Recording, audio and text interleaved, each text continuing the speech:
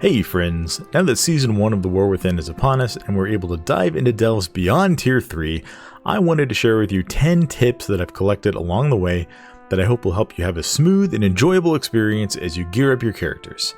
Stick around to the end of the video for a bonus tip that will help you get through the Kobold kidnapping story and the Dread Pit with ease.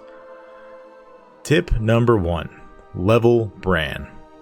This may go without saying, but the easiest thing that you can do to make your delves go smoother is get Brann to as high a level as possible. Once you get him into the mid-20s and beyond, his damage starts to scale through the roof and he can really start to carry the damage side of things, making it a lot easier for you to play safe and make sure that you're avoiding mechanics and just speeding things along in general if you're already doing those things. Now, Brann's leveling is a little bit complicated and there's some things that aren't really presented to you in the game that you should know about how to gain experience for him. Brann will gain the first 15 levels of his experience in any delve.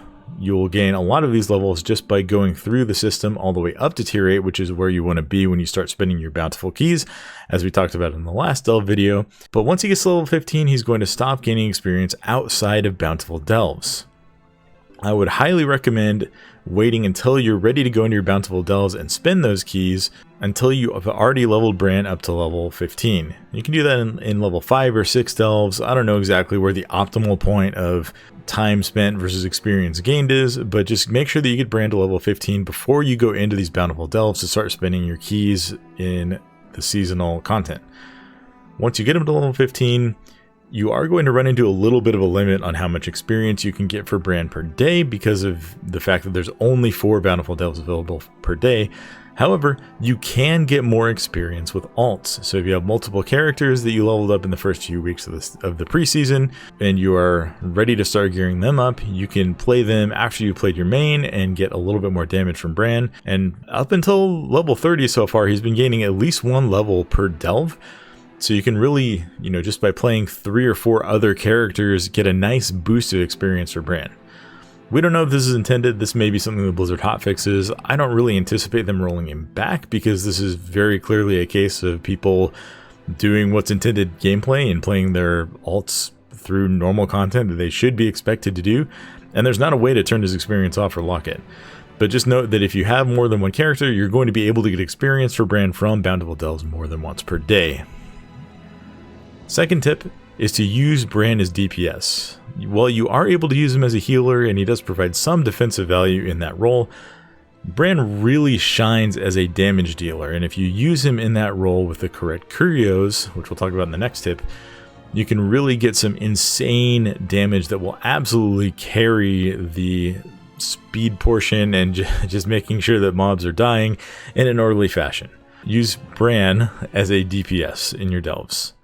Tip number 3 is choose the right Curios. Now, the relic that we have found most effective for the combat Curio is the Porcelain Arrowhead Idol, and there are 2 that seem to be really good for the utility Curio, and those are the Amorphous Relic and the Streamlined Relic. Now, the Amorphous Relic gives you a combat buff, either a little bit of max health and a little bit of healing done, or a little bit of movement, speed, and haste. And the Streamlined Relic gives you a big speed buff outside of combat and then increases your party's haste by 20% for 8 seconds when you enter combat. This is on rank 4 out of 4, which you should be able to get a few days into your journey as you're doing your bountiful delves. I would recommend this one most of the time, at least until the boss fights. Having 40% movement speed outside of combat is really, really nice in these delves. When you're running around trying to get objectives, trying to make sure you collect every one of those jars in the delve to maximize the experience that Brann is getting. And then having an 8-second 20% haste boost at the start of a new fight is something that can be really incredibly valuable if you're popping your cooldowns, maybe throwing out a bloodlust along the way. Haste sacking can be really, really strong. So I would recommend this for most of the delve. And then if you need a little bit of extra juice when you get to the boss, using the Amorphous Relic, you should be able to switch when you get to the boss. Depending on the delve, can really help you push you over the edge. Tip number 4, and this is one that a lot of people are probably not going to like, but it really is better if you do your delves in a group, or at least bring a tank or healer with you. I know a lot of people are looking forward to doing these delves as solo content, and I sympathize with that. I kind of was as well, But if you have a group together, these things just become infinitely easier. It's not just that you get like another player's damage or get a tank to absorb a lot of blows, but every player brings additional CC and interrupts, and it's not like the mobs start casting more abilities or cast less abilities when you're on your own. You're able to kick every important cast if you have a coordinated group. You're able to CC mobs when they're doing dangerous things. These things just become much easier as you approach having a full dungeon group, and you do get to keep your Brann with you to carry the damage component of things, even if you end up doing a group with a couple of tanks, because that's just what your friend's main specs are. It really is a lot easier to do these in a group. If you do these in a group, tip number 5 is that the party leader should be the person who has the highest level Brann on their account. This is because that is the Brann that you'll end up with in these dungeons. So if you are doing them with people who maybe are playing a different amount of alts, one of them has a level 28 Brann, everyone else is around level 20, let the person who has the level 28 Brann be the party leader and start the delve for you, and then you will have the strongest Brann possible who will bring the most damage to make this as smooth a run as possible for you guys. When you get into your bountiful delves, you may have noticed that you have a certain amount of deaths that you're allowed to have, or rather a certain amount of revives that you're allowed to use, or you essentially deplete the delve and are not able to get the bountiful chest at the end. Tip number 6 is that if you are resurrected by another player with their resurrection spell, this does not count as using one of those revives. This can be a really strong bonus for having a group to do these together with, as long as you have a healer with you or one person in the group that can survive and res. You can have a full party wipe, well, not a full party wipe, but you can have an almost full party wipe and maybe have someone use Shadow Meld to drop combat, and then you're able to get everyone back up without having to burn through all of your revives. Now, if you do burn through all of your revives, let's say you don't have a healer with you, or you do, but you have a full party wipe anyway, and you maybe just ran into a hard encounter that you weren't ready for, or maybe there's a lag spike that resulted in your party wiping.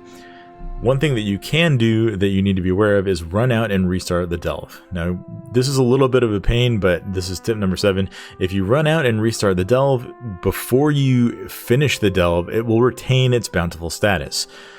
I'm including this tip because there may be some people who get into a situation where they've run out of revives and they don't know this, but if you run out of the delve and restart it, you will still be able to get that bountiful chest at the end of it. You don't burn the bountiful status on the delve until you complete it. So if you do run into a situation where your group has run out of revives, just run out and restart. Or if you lose a couple of people on the first pull, I mean, like maybe you have one person that can res, but they died and then another person flopped over too. Mistakes happen. We've all been there. Then just run out and restart, and you will be able to have a safer chance at completing the delve and making sure that you get to that chest where you can spend your keys at the end of the run. Tip number 8, sometimes when someone gets low on health, Brann will drop a campfire. And one thing that a lot of people didn't know is that you can actually right click on this campfire and eat. And if you eat for 10 seconds, you will get a 5% stat buff for 10 minutes. Another thing that's really cool about this, that's part of this tip, is that this actually stacks with your food buff. This is probably going to be something that's really valuable as you're pushing into tier 11 delves, as you're pushing into like the highest level content where you're just going in there for the challenge. You may want to have a food buff, and then if Brann drops his campfire, you can get a second stacking food buff on top of that. This is really nice. This is a really cool little tip. Tip number 9, look behind you. A lot of the times as you're running through the delves, you'll run past a corner or you'll run past some pillars. And if you turn your camera around and look behind you, you'll find a lot of these little treasures that have experience for Brann and also a little bit of gold and maybe some other things in them. So just make sure that you're looking around and paying attention to all of your surroundings and not just what's in front of you, which is something that I tend to do all of the time. But if you're looking around and kind of, just zooming your camera around and looking for all of these treasures, you'll be able to level Brann a little bit faster. It's not a huge boost to get every single jar, but it does add up over the course of, a few dozen runs over a few days.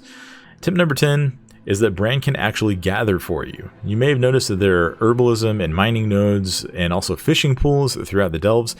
If you run next to them when you're out of combat, sometimes this doesn't happen, but it seems to happen pretty consistently for me. Brann will actually start mining a node, or he will fish out of the pool, or he will even collect herbs for you and then throw you some of the materials. You can use these for your own crafting, or you can go and sell them on the auction house, but this can be a nice little tip if you don't have gathering professions on the character that you're doing this in, or even if you do, you can kind of double up because Brann will go and mine for you, and then you can also mine the node. So those are my 10 tips for delves that kind of apply to all of the delves in general, and I hope can help you guys have a smoother experience as you're getting into these delves and really starting to gear up your characters as the season gets underway here. Tip number 11, this is a bonus tip. In the kobold kidnapping story in the Dread Pit, part of the delve is going to involve freeing some of these kobolds from webs. However, what you may have noticed is that some of the webs don't contain kobolds at all, but actually contain hostile enemies that will start attacking you after you free them. This tip is that you can tell which webs have a kobold in them because there is fire kind of subtly coming out of the top of the web that they're in. This is from the candle that all the kobolds wear on top of their heads all the time. So as you approach which webs you want to clear, look for the fire around the top, and if you only clear those webs, you will get enough of the kobolds to complete this phase of the delve, and you won't have to fight any of the extra mobs along the way. That's going to be it for the video. Thank you everyone for watching. Thank you everyone for all the support on the channel lately. I want to give a special shout out to my YouTube members who have decided to, hang out and really support the channel. I really appreciate all of you guys. Thank you all for watching. If you made it this far in the video, consider giving us a like and a subscribe. And if you have a tip that I missed or that you particularly like, please shout it out in the comments down below. Let's just share all this information with the community so that everyone can be delving to the best potential. Until next time, farewell friends.